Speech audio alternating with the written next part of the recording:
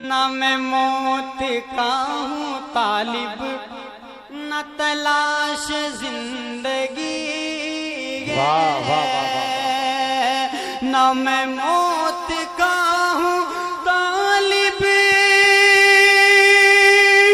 نہ تلاش زندگی ہے، تیرے در پہ حاضری ہو۔ الحمدللہ وسلام علی عباده الذین اصطفیٰ، اما بعد، اعوذ باللہ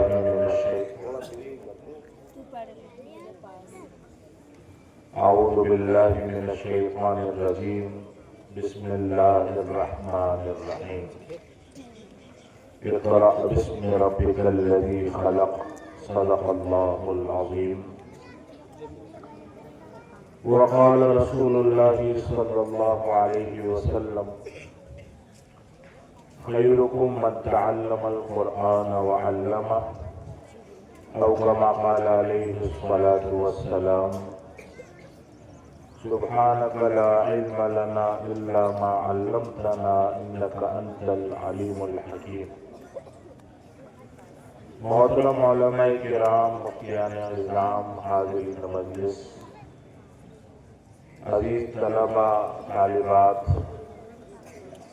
بچوں بچیوں، السلام علیکم ورحمۃ اللہ وبرکاتہ۔ اللہ تعالیٰ کا ہم تمام پر یہ احسان ہے کہ اللہ نے ہمیں آج کے اس مبارک جلسے میں شریک ہونے کی توفیق عطا فرمائی۔ یہ جلسہ ایک ایسے ادارے کا ہے جس ادارے میں قرآن و حدیث کی بنیاد پر تعلیم ہوتی ہے، اور ہمارا یہاں آنا اپنے ارادے سے، اپنی مرضی سے نہیں ہے، اصلاً اللہ نے ہمیں یہاں آنے کے لیے چنا ہے۔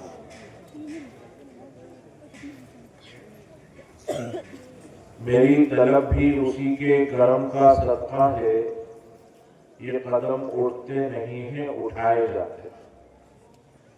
اللہ نے ہمیں توفیق دی ہے تو ہم آئے ہیں، ہم آئے نہیں ہیں بلکہ اللہ ہمیں لایا ہے۔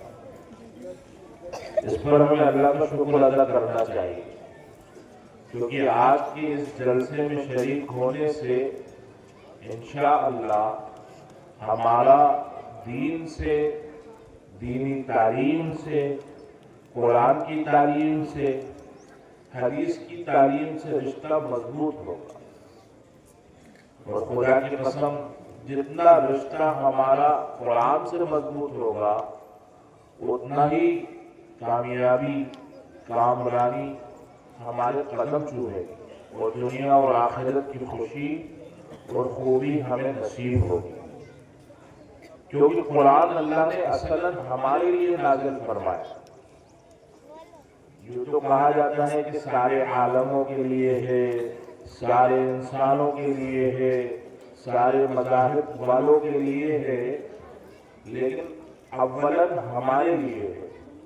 قرآن میں زیادہ تر اللہ تعالیٰ نے خطاب ایمان والوں سے کیا ہے، یا ایھا الذین آمنوا، زیادہ تر اللہ نے ہمیں مخاطب کیا، وہ صاف فرما دیا: وَنُنَزِّلُ مِنَ الْقُرْآنِ مَا هُوَ شِفَاءٌ وَرَحْمَةٌ لِّلْمُؤْمِنِينَ، کہ میں نے قرآن میں وہ تمام باتیں اتار دی ہیں جس میں سارے انسانوں کے جسمانی اور روحانی امراض کی شفا ہے، سارے انسانوں کے لیے روحانی جسمانی امراض کی شفا ہے، وَرَحْمَةٌ لِّلْمُؤْمِنِينَ، اور ایمان والوں کے لیے اللہ کی رحمت خاصہ۔ تو خاص طور سے کس کے لیے اترا ہے قرآن؟ مسلمانوں کے لیے۔ تو اب ہماری ذمہ داری ہے کہ ہم یہ جائزہ لیں کہ ہمارا قرآن سے کتنا رشتہ جڑا ہوا ہے۔ لیکن بڑی نازک بات ہے، اگر ہم نے قرآن کو اپنی کسوٹی بنا لیا، قرآن کو اپنا معیار بنا لیا، قرآن کو اپنا اسٹینڈرڈ بنایا جیسا کہ ہونا چاہیے تھا، لیکن کبھی ہم نے واقعی میں ایسا کیا تو عام زبان میں کہا جائے تو ہماری تو پول کھل جائے. آپ خود سوچئے کہ کتنا ہمارے عمل میں قرآن ہے، کتنا ہمارے معاشرے میں قرآن ہے، کتنا ہمارے اخلاق میں قرآن ہے، کتنا ہمارے کردار میں قرآن ہے. ہماری تجارت، ہماری زراعت، ہماری سیاست، ہمارا اٹھنا بیٹھنا، کھانا پینا کتنا قرآن و حدیث کے اصولوں کے مطابق ہے. کسی بھی طرف سے ہم ہاتھ رکھیں گے تو وہیں پہ ایک زخم نظر آئے. اتنی کمزوری ہے. اللہ تعالیٰ صحیح معنی میں ہمیں قرآن کو سمجھ کر اس پر عمل کرنے کی توفیق عطا کرے. آج کل حال یہ ہے کہ اللہ کے وہ بندے جو اللہ سے محبت کا دعویٰ کرتے ہیں، اللہ کے نبی سے عشق کا دعویٰ کرتے ہیں، آج ان کا خود کا یہ حال ہے کہ کوئی کام اگر کریں گے تو 98% کام غیروں کے طریقے سے ہوگا. ایک دو باتیں ایسی ہوں گی جو شریعت والی ہوں. ارے ایسا ہے کہ نہیں؟ ایسے دیکھ رہا ہوں کہ امیران مت بولانا اس موضوع کیا کیا جائے. مثال کے طور پہ شادیاں ہوتی ہیں. شادی میں کتنے کام اللہ والے، رسول والے، اور کتنے کام غیروں والے. کس طریقے سے شادی ہوتی ہے؟ میرا جو حلیہ ہے، اس وجہ سے لوگ مجھ سے مسئلے شاید کم پوچھتے ہوں گے، تعویذ زیادہ مانگتے. جب شادی ہوتی ہے تو آج کل ماحول خراب ہے، ہم لوگ قضیات میں بیٹھے ہیں اور آپ کی بھی قضیات الحمدللہ قائم ہو گئی. تو ہم ان قضیات والوں سے جا کے پوچھو کیسے کیسے مسئلے آتے ہیں، لڑائی جھگڑے ہوتے ہیں. تو لوگ ماحول کو دیکھتے ہوئے آتے ہیں کہ صاحب کوئی دعا بتا دیجیے، وظیفہ بتا دیجیے، تعویذ دے دیجیے. تو میں کہتا ہوں کہ میں آپ کو وہ تعویذ دوں گا جو سب سے بڑے پیر صاحب نے دیا. اور سب سے بڑے پیر صاحب کون؟ ہمارے آقا محمد مصطفیٰ صلی اللہ علیہ وسلم. آپ سے بڑا کوئی پیر نہیں ہو سکتا. اور آپ کے بتائے ہوئے فارمولے، طریقے، دعا سے بڑا کوئی تعویذ نہیں ہو سکتا. ساری دنیا کے سارے اولیاء مل کر بھی کوئی تعویذ لکھ دیں، اللہ کے نبی کے ایک لفظ اور ایک حدیث کے برابر نہیں ہو سکتا. تو آپ نے فرمایا جہاں جہاں شادیاں ہو رہی ہیں سنو، اعظم النکاح برکتن ایسرہ معونۃ. سب سے برکت والا نکاح وہ ہے جس میں سب سے کم خرچ ہو. برکت آپ کے ہاتھ ہے.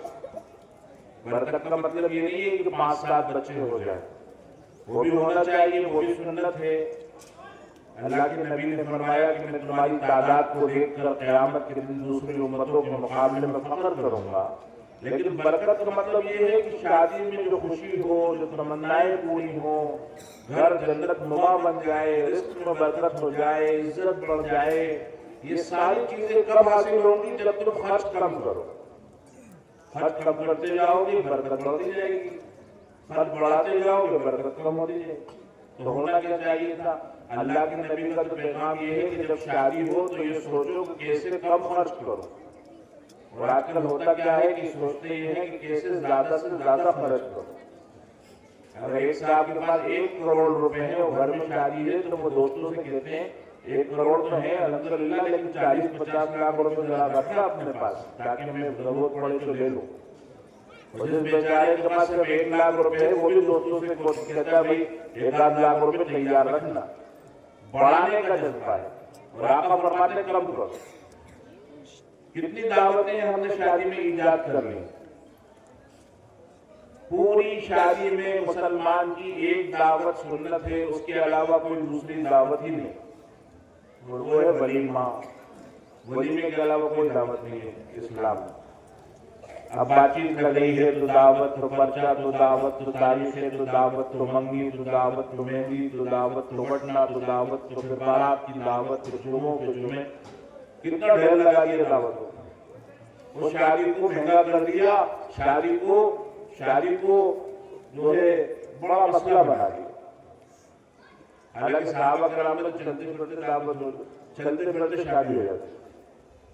وہ آئے فکر مند کیوں بھائی وہ فکر مند ہوگا بیٹی بڑی ہو گئی ارے میرا بیٹا ہے چلو مسجد میں انہوں نے کہا ہوگا بلایا بیٹے کو لاؤ ہو گئے ولی آ گیا بیٹا آ گیا نکاح ہوگا لیکن آج مسلمان نے کتنا مشکل کر دیا ہے شادی مجھے بتاؤ یہ آج میں بیان کر رہا ہوں سب سے پہلے میں نے اپنی زندگی میں تقریر کی تھی 7 سال کی عمر میں انوار العلوم نام کا ایک ادارہ تھا وہاں پہ اور اس جلسے کا عنوان تھا جہیز ایک لعنت ہے مجھے 35 سال ہو گئے بیان کرتے ہوئے تقریر کرتے ہوئے اور سینکڑوں سال ہو گئے علماء کرام کو بیان کرتے ہوئے جہیز کے خلاف باتیں کرتے ہوئے تو کیا ہم لوگوں نے جہیز کا لین دین چھوڑ دیا ایک کان سے سنا دوسرے کان سے نکال دیا اگر یہ کرتے رہیں گے تو یہ اسٹیج بھی بیکار ہے یہ خیمہ بھی بیکار ہے یہ مائک بھی بیکار ہے یہ میرا آنا بھی بیکار ہے یہ استقبال بھی بیکار ہے اس کا کوئی فائدہ نہیں ہے اگر ہماری زندگی میں عمل نہ جو علماء کرام تو چیخ چیخ کے اپنے گلے لگا لیں خود کو بیمار کر رہے ہیں ہلاکان کر رہے ہیں ابھی بتا رہے تھے کہ مفتی شمس الدین صاحب تشریف لائے پیروں میں ورم کہیں سے آئے ہوں گے بیان کر کے آئے ہوں گے لیکن بیان کی بات کا نتیجہ کیا ہے کہ پٹیل صاحب تو ماننے کو تیار نہیں پٹیل صاحب کیا مانیں گے خود مفتی اور تبلیغی کے گھر میں بھی شادی ہو رہی ہے تو طریقہ یہی ہے کہ جہیز کا لین دین ہو رہا دولہا بھی جب گھر میں پہنچے تو جو سامنے مسیح رکھی ہے وہ بھی بچی لائی ہے اور جو بستر رکھا ہے وہ بھی بچی لائی ہے اور جس میں وہ سورج دیکھ رہا ہے وہ بھی بچی لائی ہے اور جس میں پانی پی رہے ہیں وہ گلاس بھی وہی لائی ہے اور جس میں کھانا کھا رہے ہیں وہ پلیٹ بھی وہی لائی ہے تو کیا فائدہ آپ کی انسانیت کا اور کیا فائدہ آپ کی جوانی کا اور کیا فائدہ آپ کی مردانگی کا اللہ نے آپ کو طاقت دی تھی آپ کی رگوں میں دوڑتا خون تھا خود تیاری کرتے خود گھر بناتے اس میں خود پہلے سارا سامان لاتے پھر اپنا پیغام لے کے جاتے کہ تم اپنا خزانہ اپنے دل کا ٹکڑا اپنے جگر کا گوشہ ہمیں دے دو اس کے بعد نہ ہمیں گاڑی چاہیے نہ فرنیچر چاہیے نہ کوئی روپیہ پیسہ چاہیے کیونکہ قرآن حدیث میں اللہ کے نبی نے فرمایا کہ نیک عورت اللہ کی نظر میں خزانہ ہے جب وہ خزانہ تمہیں دے دیا گیا اب اس کے بعد اگر 1 روپیہ کا خرچہ بھی تم لڑکی والوں سے کراؤ گے یہ بڑی شرم کی بات ہے اور بڑی غیر اسلامی بات ہے اور یہ بڑی غیر انسانی بات ہے 2 اور 2 4 کی طرح پیغام واضح ہے شادی میں 2 خرچے ہیں ایک ہے واجب ایک ہے سنت واجب ہے مہر سنت ہے ولیمہ اور دونوں کسے کرنا ہے لڑکے کو کرنا ہے لیکن سارا خرچہ آج کل لڑکی والوں پہ ڈالا ہے تو ایک میں نے تو بس ایک پھپولا پھوڑا ہے ورنہ تو ہمارا معاشرہ آج کل پھپولوں سے بھرا پڑا اگر گاڑی بھی لیں گے تو وہاں سے بھی کہیں سے سود شامل ہو گیا اگر کھیتی کرنے گئے تو وہاں پر بھی نہ جانے کہاں کیسے کیسے طریقے اختیار کیے سیاست تو پھر ہے ہی گندگی کا مجموعہ اور پلندہ گاؤں کے گاؤں آپس میں لڑ رہے ہیں برادری کی برادری آپس میں لڑ رہے ہیں جو کل ایک پلیٹ میں کھاتے تھے ایک دوسرے کی مدد کرتے تھے آج چھوٹی چھوٹی سیاستوں میں سرپنچی کے لیے ممبری کے لیے پارشدی کے لیے اور دوسرے کے ایم ایل اے بنانے کے لیے اور دوسرے کے چناؤ کے لیے آپس میں جان کے دشمن بن پڑتے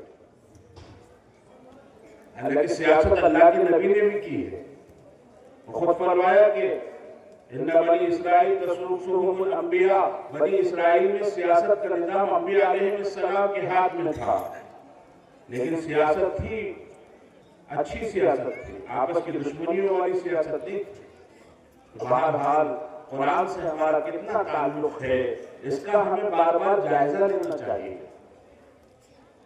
چلیے یہ تو بہت باریک اور بڑی لمبی بات ہے میں تو ایک موٹا سا سوال کرتا ہوں آپ سے یہ علماء کرام جو یہاں پہ تشریف فرما ہیں جو حفاظ اعظام ہیں ان سے نہیں کر رہا میں سوال کیونکہ ان کی جو زندگی ہے قرآن کی بہاروں میں گزر رہی ہیں ان کا جو وہ حال ہے جو مدرسے میں بچے نظم پڑھتے ہیں ہمیں دنیا سے کیا مطلب مدرسہ ہے وطن اپنا مریں گے ہم کتابوں پر وقت ہوگا کفن اپنا ان کی جو زندگی ہے قرآن کے ساتھ ساتھ گزر رہی ہے قرآن کے علوم کی خدمت میں گزر رہی ہیں میں آپ سب سے جو میرے جیسے عام لوگ ہیں ان سے سوال کرتا ہوں مجھے یہ بتاؤ کہ تمہیں یہ اللہ کا کلام جو تمہارے لیے نازل ہوا ہے کتنا حفظ یاد ہے تو کیا جواب ملے گا لے دے کے اس کا جواب ہوگا 10 صورتیں وہ بھی اللہ کی ہے کہ پولیس جا کے پکڑ کے لے گئی اور وہاں جا کر جو ہے بیان کرایا نہیں کرایا، فضائل اعمال فضائل گشت کرایا نہیں کرایا، لیکن ایک کام کرایا کہ تعلیم کے حلقے میں بٹھایا، اور قرآن سے ہی ہوا نہیں ہوا لیکن یاد ہوا۔ کتنا دستور! چلیے آپ نے 10 صورتیں یاد کر لی، ان 10 صورتوں میں سے کتنی صورتیں آپ روزانہ نمازوں میں پڑھتے ہو؟ تو پتہ چلے گا کسی نے اپنا رشتہ الگ طرح ولی اللہ سے جوڑا، کسی نے فلق اور ناس سے جوڑا، اور کوئی اڈانی اور امبانی سے بھی زیادہ مصروف تھا تو انا اعطینا اور قل هو اللہ سے کام چلا، اور زندگی کے 40 سال گزر گئے۔ قل یا ایھا الکافرون تو پڑھتے نہیں ہیں، شروع کر دیتے ہیں، ختم نہیں ہوتی، متشابہات لگ جاتے ہیں، واپس پیچھے آ جاتے ہیں، وہ تبت یدا میں تو بھیا بچ ہوا ہے، اسے کیسے پڑھیں؟ تو اب 2 صورتیں پڑھ رہے ہیں، نفل پڑھے تو 2 صورتیں، سنت میں تو یہ ہی 2 صورتیں، اشراق، 4 شوابین، تہجد، صلاۃ التوبہ، صلاۃ استخارہ، صلاۃ الحاجہ، اور حج کرنے گئے تو طواف کیا تو صلاۃ الطواف میں بھی یہی 2 صورتیں۔ تو حاجی صاحب اللہ کے گھر جا رہے تھے، تھوڑا اللہ کا کلام اور یاد کر کے جاتے تو استقبال سے فرصت نہیں ملی، دعوتوں سے فرصت نہیں ملی۔ اب ذرا علماء سے پوچھو کہ یہ 2 صورتیں قرآن کا کتنا حصہ ہے؟ 114 میں سے 2 آ رہا ہے سمجھ میں کہ ہاں 2 ایک عدد ہے، لیکن مقدار کے اعتبار سے تو 0.1% بھی نہیں ہے۔ 6500 آیتوں میں سے 6 آیتیں یاد کر لی اللہ کے کلام کی، تو یہ رشتہ جڑ گیا، یہ ٹوٹا ہوا ہے۔ سب سے بڑا ستم تو یہ ہے کہ جیل لے لے کے جو 6 آیتوں سے رشتہ جڑا تھا اس میں اللہ کیا فرما رہا ہے ہم میں سے اکثر کو معلوم ہی نہیں۔ چائنا میں ایک عورت تھی، بیوہ ہو گئی، یتیم بچہ ساتھ تھا، اسے پالا پوسا پڑھایا لکھایا جیسے تیسے بڑا کیا، کیپٹل راجدھانی بھیجا، وہاں اس نے کالج میں ایڈمیشن لیا، وہاں پڑھا، ڈگری ملی، نوکری لگ گئی، پیسے ملنے لگے، اور ماں گاؤں میں جھوپڑے میں روکی سوکی کھا رہی۔ لوگ اکٹھا ہو کر آگے کہ بڑی ہوئی اپنے بیٹے کو تم نے پڑھایا، کیا فائدہ ہوا؟ تم نے گھروں میں برتن دھوئے، جھوٹے برتن اٹھائے، کپڑے دھوئے، نوکری کی، بچے کو پڑھایا، کیا فائدہ ہوا؟ پیسے نہیں بھیجتا، کہ نہیں پیسے تو نہیں بھیجتا لیکن میرا بیٹا مجھے ہر مہینے خط دیتا ہے، اور ایک ماں کے لیے یہ کافی۔ لوگوں نے سوچا کہ یہ تو اپنے بچے کی سپورٹ کر رہی، اپنے بچے کے ہتھیلی لگا رہی۔ انہوں نے کہا اچھا بتاؤ خط کہاں ہے؟ اندر لے گئے کہ دیکھو میں نے دیوار پہ چشمہ کر دیے تاکہ انہیں دیکھ کر میں اپنے بچے کو یاد کر لوں، پڑھنا تو مجھے آتا نہیں ہے، خط آئے تھے میں نے چشمہ کر دی، یہ پیلا یہ ہرا یہ لال، ان کو دیکھ کر مجھے اپنا بیٹا یاد آتا۔ لوگ قریب جا کر دیکھتے ہیں تو کیا پاتے ہیں؟ آنکھیں پھٹی رہ گئی، منہ حیرت سے کھلے رہ گئے کہ ارے یہ خط نہیں ہے، یہ تو ہزاروں روپے کے چیک ہیں جو ہر مہینے بیٹا اپنی ماں کو بھیجتا تھا۔ لیکن کالا اکشر بھیج برابر، اسے معلوم ہی نہیں تھا کہ یہ چیک ہے۔ اگر معلوم ہوتا تو بین جاتی، پیسے لاتی، اور پیسوں سے بنگلہ نہ بنتا، اچھا سا گھر تو بن جاتا 2-4 کمروں کا، اور گھروں مسلم نہ اڑاتی، لیکن اچھا خاصا کھانا تو کھاتی۔ یہ اس عورت کا جو حال تھا وہ آج اس دنیا میں مسلمانوں کا حال ہے، اور خاص طور سے ہندوستان۔ نظم تو سن لی، اتر کر ہیرا سے سوئے قوم آیا، اور ایک نسخہ کیمیا ساتھ لایا۔ کون آیا؟ محمد مصطفیٰ آئے۔ کیا لائے؟ نسخہ کیمیا ساتھ لائے۔ تو وہ نسخہ کیمیا تسخیر عالم کا نسخہ، دنیا پہ حکومت کرنے کا فارمولہ، وہ ہر مسئلے کا حل، وہ ہر مرض کا علاج، وہ ہر درد کی دوا، وہ قرآن موجود ہے لیکن ہم اس سے فائدہ اٹھانا نہیں چاہتے۔ حالانکہ اللہ نے تو بہت آسان کر دیا۔ اللہ نے خود فرماتا ہے لو انزلنا هذا القرآن على جبل لرأيته خاشعا متصدعا من خشية اللہ، کہ اگر میں اس قرآن کو پہاڑوں میں سے کسی پہاڑ پر اتار دیتا تمہاری نظروں کے سامنے پہاڑ کے ٹکڑے ہو جاتے، وہ سرک جاتا، درک جاتا، ریت بن کر بکھر جاتا۔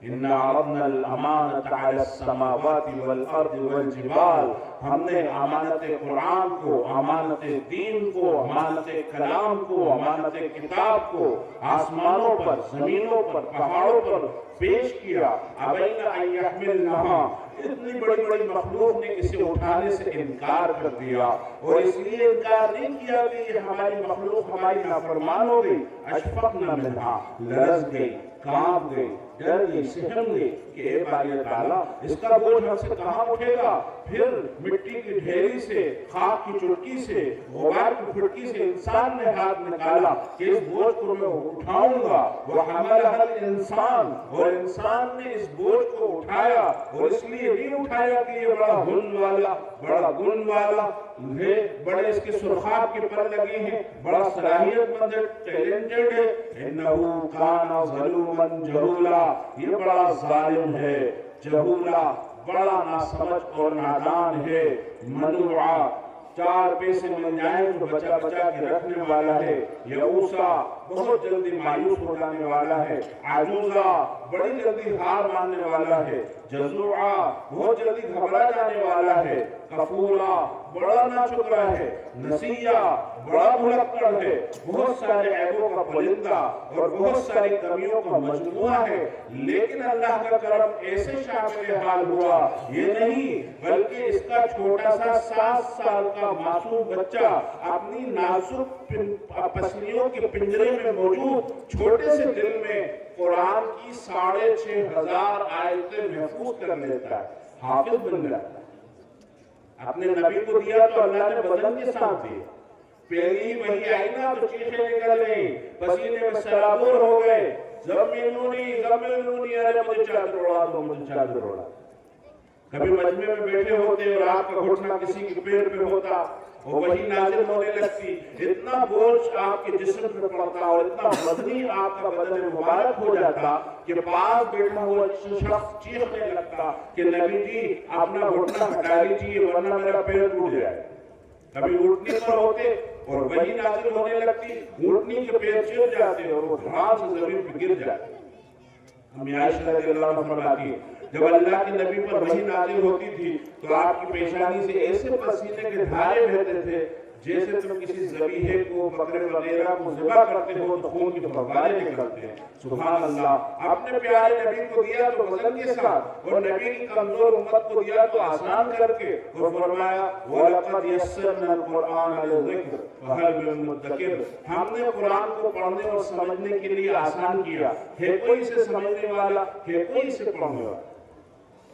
اگر آج ہم سے کوئی یہ پوچھ لے کہ ہمارے اس کون سا گاؤں چائنی کا یا چاندپور کا یا پوری تحصیل کا یا پیپل کا یا بھوپال کا سب سے کامیاب انسان کون ہے، ابھی ہم جلسے میں ہیں تو ہو سکتا ہے کہ ہمارا جواب بڑا قریب ہو، لیکن بازار میں کھڑے ہوں اور کوئی آ کے پوچھے بھائی یہاں کا سب سے وی آئی پی آدمی کون ہے، فوراً حساب لگائیں گے فلاں پٹیل صاحب کے پاس 100 ایکڑ زمین ہے، ان سے بڑا وی آئی پی کون ہو سکتا ہے، اور فلاں سرپنچ صاحب 25 سال سے جیت رہے ہیں الیکشن میں، ان سے زیادہ کامیاب کون ہو سکتا ہے، اور فلاں صاحب کی تو شامپور میں بڑا جنرل اسٹور ہے، بڑی دکان ہے، لاکھوں روپے کماتے ہیں، ان سے زیادہ کامیاب کون ہو سکتا ہے۔ لیکن یہی سوال میرے آقا محمد مصطفیٰ احمد مصطفیٰ صلی اللہ علیہ وسلم سے اگر پوچھا جائے کہ نبی جی ہر خاندان، ہر برادری، ہر گاؤں اور ہر شہر کا سب سے کامیاب، سب سے اچھا انسان کون ہے، آپ کا ٹوک جواب ہے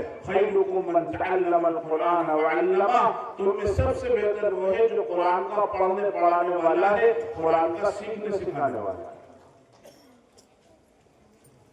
حالانکہ کبھی کبھی ایسا عقل ہوتا نہیں ہے، لیکن اگر ایسا ہو کہ قرآن والے کے کپڑوں میں پیبند لگے ہوں اور اس کے پاس سواری کے طور پر سائیکل ہو اور گھر اس کا جھوپڑا ہو، کھانا اس کا روکھا سوکھا ہو، تو بھی وہ دنیا والوں سے 1000 گنا بہتر ہے اللہ کی نظر۔ تو یہ قرآن اس سے جتنا رشتہ جڑ گیا اتنا کامیابی سے ہمارا رشتہ جڑ گیا۔ اللہ نے قرآن میں نبی کا شکوہ ذکر کیا، نبی رو کے اللہ سے کہیں گے کہ اللہ میری قوم نے قرآن کو چھوڑ دیا تھا، ہم قرآن کو چھوڑنے والے نہ بنے۔ یہ قرآن کی تعلیم زندگی میں تو ہمارے کام آ ہی رہی ہے اور آئے گی، جب ہم مر رہے ہوں گے تب بھی یہی قرآن کام آئے، موت کی منظر کشی کرتے ہوئے اللہ فرماتا ہے کلا سنو ہوشیار ہو جاؤ بھول مت جانا اس لمحے کو یاد رکھو اذا بلغت التراقیہ جب تمہاری سانسیں تمہارے حلق میں آ کر پھنس جائیں گی روح ہنسلی میں آ کر اٹک جائے گی وقیل من راق کہا جائے گا اب تو کسی دم کرنے والے کو بلاؤ وینٹیلیٹر میں بیپ بیپ کی آوازیں آ رہی ہیں لائف سپورٹ مشینوں نے جواب دے دیا دوائیں ایکشن کی جگہ ریئیکشن کر رہی ہیں انجیکشن لگانے کی طاقت اب جسم میں نہیں رہی اب ڈاکٹر صاحب آپ رہنے دو عالم صاحب ذرا تم آگے بڑھ جاؤ حافظ صاحب ذرا تم آگے بڑھ جاؤ کوئی یاسین کی تلاوت کرے کوئی فاتحہ پڑھ کے دم کرے کوئی کلمے کی تلقین کرے وظن انہ الفراق اور یقین ہو جائے گا کہ جدائی کا وقت آ گیا وہ دلی بمبئی کے 2-4 روزہ کاروباری سفروں کو تم جدائی سمجھتے تھے تبلیغ والوں کے چلنے 4 مہینے تمہیں جدائی لگتے تھے مدرسے میں رہ کر پڑھنے کو تم جدائی سمجھتے تھے وہ کوئی جدائی نہ تھی اب ہے حقیقی جدائی جانا ہی جانا ہے واپس نہیں آنا ون وے روڈ ہے ڈیڈ اینڈ ہے اب اس کے آگے آخرت کی طرف جاؤ گے اپنی بستی کی طرف نہیں لوٹو گے اب تمہیں اپنے ہر محبوب شخص سے اپنی ہر محبوب چیز سے جدا ہونا پڑے گا زندگی بھر کی محنت کی کمائی سے جو گھر بنایا اس سے بھی نکالے جاؤ گے اور جو کپڑے شامپور کی بڑی دکان سے خریدے اور گاؤں کے ماہر درزی سے سلوائے اور دھلوائے اور پریس کروائی اور کریز بنا کے اتراتے اٹھلاتے گاؤں میں نکلے اب غسل دینے والا بڑی بے دردی سے قینچی سے ان کپڑوں کو کاٹ کے اتارے گا اور فقیر کو دھوکے تو بچیائے گا کہ میں زندے کی اترت پہن سکتا ہوں مردے کی اترت تو میں بھی نہیں پہنتا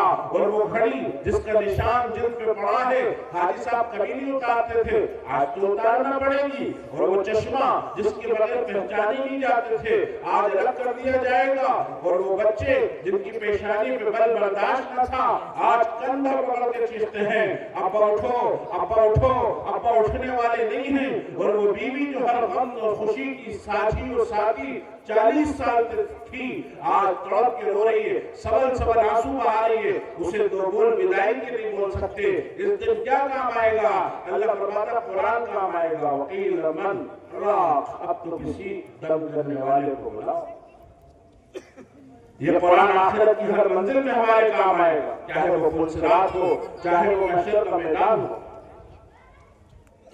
جب اماں ناراض ہوتی ہے کیوں بیٹا اماں ناراض ہوتی نہیں ہوتی کیسے ڈراتی ہے بیلن سے کہ چپل تمہاری یہ چلتا جھاڑو سے ہماری اماں ہمیں چپل سے ڈراتی بھی نہیں تھی بلکہ مارتی ابا سے تو کبھی نہیں پڑے اور اماں سے تو ہر جمعرات کو ہر جمعے کو دور کرتے سردیوں میں خاص طور سے جب نہاتے نہیں تھے تو چپل سے پڑے تو اماں جب ناراض ہوتی ہے تو چپل سے ڈرا رہی جھاڑو سے ڈرا رہی اور جب قاضی صاحب ناراض ہوتے لکڑی سے ڈرا اور بادشاہ ناراض ہو جائے تو تلوار سے ڈرا اور اللہ اس آیت میں کیسے ڈرا تھا یا ایھا الناس اتقوا ربکم ان زلزلۃ الساعۃ شیء عظیم اللہ فرما رہا ہے اے لوگو اللہ سے ڈرو کیونکہ قیامت کا زلزلہ بہت بڑی چیز ہے اللہ قیامت سے ڈرا بتاؤ قیامت کتنی خطرناک ہو یا ایھا الناس اتقوا ربکم اے لوگو اپنے رب سے ڈرو ان زلزلۃ الساعۃ شیء عظیم قیامت کا زلزلہ بہت بڑی چیز ہے جس دن محبت کی دعوے دار مائیں اپنے آنچلوں سے اپنے بچوں کو نوچ کر گودوں سے اٹھا کر پھینک کر بھاگ جائیں گی تری الناس سکارا لوگ تمہیں نشے میں نظر آئیں گے ان کی آنکھیں پتھرا گئی ان کے منہ کھلے رہ گئے ان کے چہرے ان کے کندھوں پر ڈھلک گئے ان کے جسم ڈول رہے ہیں قدم ڈگمگا رہے ہیں حالت نشے کی سی ہے نشہ نہیں ہے ولکن عذاب اللہ شدید اللہ کا عذاب اتنا سخت ہے جو ان کی ہوش اڑا دے جس طرف دیکھتے ہیں وہاں سے عذاب آ رہا ہے قیامت کے دن کی گرمی نے جب پہاڑوں کو توڑا تو وہ سر کے در کے وکانت سرابا ریت بن کر بکھرے وَإِذَا الْجِبَالُ سُيِّرَتْ اور ایسے چلے جیسے پانی بہتا ہے. وہ جب قیامت کے دن کی گرم ہواؤں کے تھپیڑوں اور آتشی آندھیوں کے جھکڑوں نے ان ریت کے ذروں کو اڑایا, پورا کا پورا پہاڑ ہواؤں اور فضاؤں میں روئی کے گالوں کی طرح اور غبار کے بادلوں کی طرح اڑتا ہوا نظر آ رہا ہے.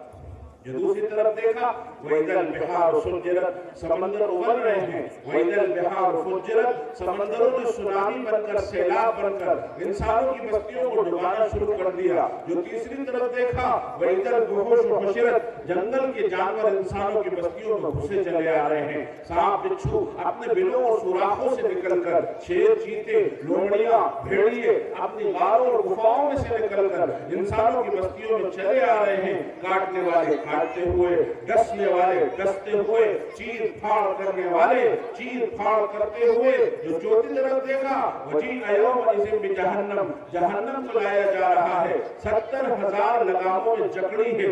ہر لگام کو لاکھوں فرشتے پکڑے ہیں. وہ ان کی ہاتھوں میں چھوٹی جا رہی ہے. سَمِعُوا لَهَا شَهِيقًا اس کی دہاڑ اور چنگھاڑ سنائی دے رہی ہے. وَهِيَ تَفُورُ وہ بھڑک رہی ہے. تَكَادُ تَمَيَّزُ مِنَ الْغَيْظِ قریب ہے کہ وہ غصے میں پھٹ جائے.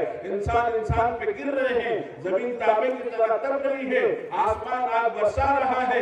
سورج 1 میل کے فاصلے پہ آ گیا. بھیجے کھٹک رہے ہیں. لوگ موت مانگ رہے ہیں. موت مر چکی ہے, اب موت نہیں آئے گی.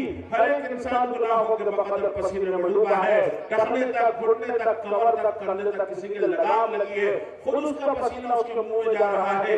ایسے میں انبیاء علیہم السلام بھی گھبرا گئے.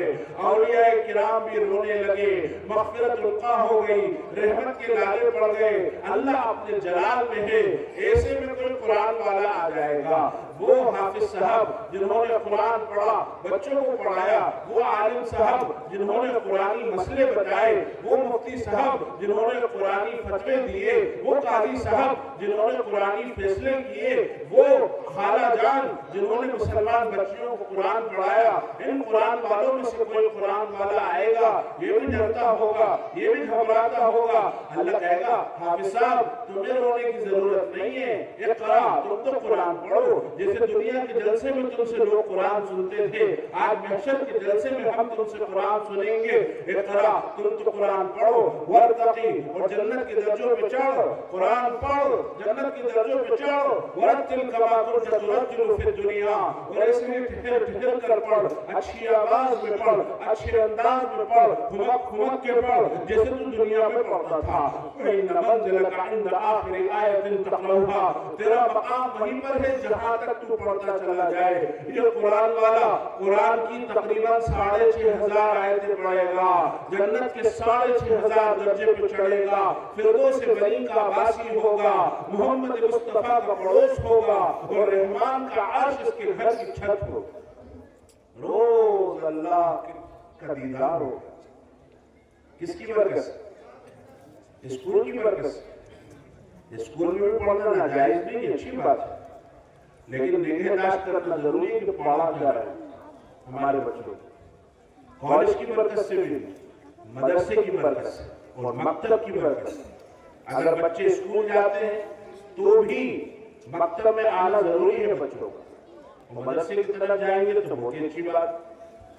ایک آخری بات عرض کرتا ہوں. اللہ کے نبی نے فرمایا علم حاصل کرنا فرض ہے.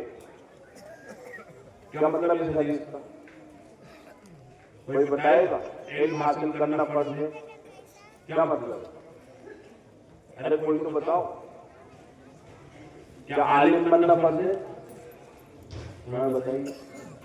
باقی جتنے عالم نہیں بنے سب گناہگار نہیں, ایسا تو نہیں. نہ مفتی بننا فرض, نہ عالم بننا فرض, نہ حافظ بننا فرض. یہ بڑی شان کی بات ہے. تو اللہ کے نبی کی حدیث کا مطلب کیا ہے کہ علم کا حاصل کرنا فرض ہے. نہیں کیا تو گناہگار ہو جاؤ. کیونکہ حافظ نہیں بنا تو گناہگار تو نہیں ہوگا, عالم نہیں بنا گناہگار تو نہیں ہوگا, مفتی نہیں بنا گناہگار تو نہیں ہوگا. اللہ کے نبی کی حدیث کا مطلب یہ ہے کہ جو دین کا بنیادی علم حاصل کرنا فرض ہے. اللہ کون ہے, رسول کون ہے, فرائض کیا ہیں, حقوق کیا ہیں, اور سب سے بڑی بات کہ میں کیا ہوں بحیثیت مسلمان ہونے کے, بچے اپنے آپ کو پہچانے، اپنے من میں ڈوب کر پاجا سراغ زندگی، تو میرا نہیں بنتا نہ بن، اپنا تو بن۔ خود کو بھول جانا بھی اللہ کا ایک عذاب ہے۔ اللہ فرماتا ہے لا تکونوا کالذین نسوا اللہ فانساہم انفسہم، ایسے نہ بننا کہ اللہ کو بھول جاؤ، اللہ تم سے تم کو بھلا دے۔ اور آج کل اس عذاب میں ہم میں سے اکثر مبتلا ہے، اپنے نفع نقصان کو بھول گئے، اچھا برا بھول گئے، کھرا کھوٹا بھول گئے، اور اپنی زندگیوں کو غیروں کے طریقے پہ ڈال دیا، ان کے پیچھے پیچھے چل رہے ہیں۔ اس لیے خدا را ان مکاتب کی قدر کریں، یہ بیج بوئے جا رہے ہیں، کل جب یہ پھل اس میں سے نکلے گا، جب اس میں سے درخت بنے گا، تو انہی بچیوں میں سے اماں عائشہ کی مثالیں نکلیں گی، اماں خدیجہ کی نظیریں نکلیں گی، انہی بچوں سے محمد ابن قاسم و صلاح الدین ایوبی نکلیں گے، انہی بچوں سے خالد اور عمر کی مثالیں نکلیں گی۔ تو یہ جو مکتب والے ہیں جیسے تیسے محنتیں کر رہے ہیں، کل مولانا تصور حسین فلاحی صاحب آئے ہیں، ہمارا تو بہت پرانا ان سے تعلق ہے، تو کل ہم لوگوں نے دوپہر میں ساتھ کھانا کھایا۔ میرا بھی مدرسہ ہے، 350 بچیاں ہیں، لیکن میرا خاص طور سے جو نشانہ ہے وہ یتیم بچیاں ہیں، تو مدرسہ 10,000 اسکوائر فٹ میں چلتا۔ تو انہوں نے کہا کہ بھائی یہ کہنے میں لوگوں سے شرماؤ مت کہ یہ مکتب کی ذمہ داری چلانا حافظ صاحب کی ذمہ داری ہے، لیکن ان کے خرچے تو آپ کی ذمہ داری، پٹیل صاحب کی ذمہ داری۔ اپنی شادیوں میں لاکھوں روپے خرچ کرو اور مکتب پہ ہزاروں بھی نہ کر پاؤ، اپنے بچوں کو ٹرافی لینے کے لیے 40-50 روپے روز دے رہے ہو، اور ماہانہ فیس بھی جو ہے مکتب میں نہیں بھیج رہے کہ ارے تم تو فیس بھی دے رہا ہوں، چندے بھی کر رہا ہوں، 1000 اعتراض کر رہا ہوں۔ ایسا عرض نہیں، اس مکتب کی ذمہ داری ہماری ہے، ہر گاؤں والا اپنے مکاتب کی ذمہ داری لے اور شاندار مکتب بنائے کہ اسکول والے بھی شرما جائیں مکتب دیکھ کر۔ بھائی یہ مکتب آج دیروں کے گاؤں میں چلے جاؤ تو دیکھو گے کہ ہر گاؤں کے بیچ میں پیلی پیلی وینیں دوڑ رہی ہیں، بسیں دوڑ رہی ہیں، بچوں کے یونیفارم چمچماتے ہوئے، اور وہ اپنے حساب سے اپنے پودے بڑھانے میں لگے ہوئے ہیں، لیکن ابھی تک مسلمانوں کو یہ توفیق نہیں ہوئی ہے کہ وہ اپنے آپ کو دینی تعلیم میں جھونک دیں۔ خدا کی قسم اگر ایسا فخر آ جائے کہ ایک وقت کھانا پڑے اور ایک وقت بھوکا رہنا پڑے تو اور اس کے بعد بچوں کو پڑھاؤ تو بھی یہ سستا سودا ہے۔ بھوکے رہ لو، بچوں کے پیبند زدہ کپڑے پہنا دو، کرایہ کے گھر میں رہ لو، ہر قسم پریشانی برداشت کر لو، لیکن بغیر مکتب کی تعلیم کے اگر بچے رہ گئے نا، خدا کی قسم ان کے تو مسلمان رہنے کے بھی لالے پڑ جائیں، اس کا خراب ماحول آنے والا۔ اس لیے بچوں کو مرکز نظام الدین سے مولانا صاحب صاحب مدد اللہ العالی بار بار آوازیں لگا رہے ہیں کہ کوئی مسجد ایسی نہ رہے جس میں مکتب نہ ہو، اور جمعیت کے آفس سے دہلی سے حضرت مولانا محمود مدنی صاحب مدد اللہ العالی بھی اس پر باقاعدہ پورے ہندوستان کے اندر محنت کر رہے ہیں، کوئی بچہ ایسا نہ رہے، بلکہ انہوں نے تو مجھ سے یہ کہا کہ مولانا ہم نے تو دیکھا کہ وہاں پر ایک جو ہے دوسرے طبقے کے بڑی سی لمبی ٹوپی اور جو ہے گلے کے اندر ایک زعفرانی کلر کا رومال اور بڑا جبہ، یعنی دوسرے طبقے کے لوگ مجھے نظر آئے۔ میں نے جا کے ان سے ملاقات کی اور ان سے بات کی اور ان سے یہ کہا کہ آپ بھی مکتب کھولو اور آپ اپنے استادوں کو ہمارے یہاں بھیجو، ہم ٹریننگ دیں گے۔ مسلکی اختلاف اپنی جگہ پر ہے، لیکن اس کے باوجود مکتب کی تعلیم تو سب کے لیے فرض ہے۔ اس لیے اللہ تعالیٰ ہم سب کو عمل کی توفیق عطا فرمائے۔ مجھے آنے میں بھی تھوڑی تاخیر ہو گئی تو میں کیا آپ سے شکوہ کروں کہ وقت کم رہ گیا۔ اصل میں میرے جبڑے میں ابھی 2 دن پہلے آپریشن ہوا ہے، بولنے کی پوزیشن میں نہیں ہوں، بس دوا کھا کے ہر 2 گھنٹے میں دوا کھا کے درد کو کم کرتا ہوں، اور رات میں صبح ہی پہنچ جاتا، ابھی ان کا فون ہی آیا، بھوپال میں قدم ہی رکھا تھا، تو جلدی سے گھر میں گیا، غسل کر کے پھر نکل گیا۔ اب رات تک یہ چلتا رہے گا، اور ایسا پورے 2 مہینے ہو گئے بغیر کسی چھٹی کے، کوئی ایک دن بھی ایسا نہیں گزرا جس میں 2 بیان 3 بیان نہ کرنے پڑے ہوں۔ بہرحال جو ہے اللہ تعالیٰ ہم سب کو عمل کرنے کی توفیق عطا فرمائے، مکاتب اور مدارس کی قدر کرنے کی توفیق عطا فرمائے، ان علماء کرام کو اللہ مزید ہمت عطا فرمائے۔ اللہ آپ کی شان میں، آپ کی عزت میں، آپ کے مال میں، آپ کے گھر بار میں برکت عطا فرمائے۔ وآخر دعوانا الحمدللہ رب العالمین۔